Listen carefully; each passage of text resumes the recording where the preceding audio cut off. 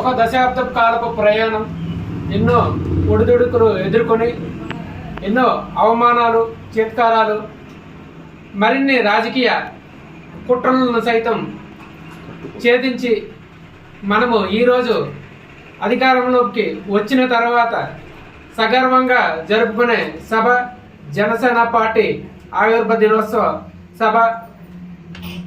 ఈరోజు పిఠాపురంలోపు శ్రీపాద శ్రీవల్లభుడు సాక్షిగా ఆ రోజు పవన్ కళ్యాణ్ గారు ఏదైతే చెప్పారో, వచ్చే సభ మనము విజయోత్సవ సభ కావాలి.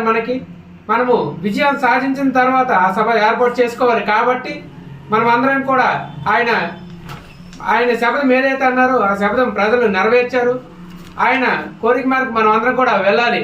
కాబట్టి ఈ సభను నియోజకవర్గం నలుమూలల నుంచి, రాష్ట్ర నలుమూలల నుంచి జనసేన పార్టీ నాయకులు, ప్రజాప్రతినిధులు, జన సైనికులు ప్రతి ఒక్కరు కూడా పాల్గొని ఈ సభ విజయవంతం చేయాలనేసి కోరుకుంటున్నాం. హలో పాతపట్నం, చలో పిఠాపురం.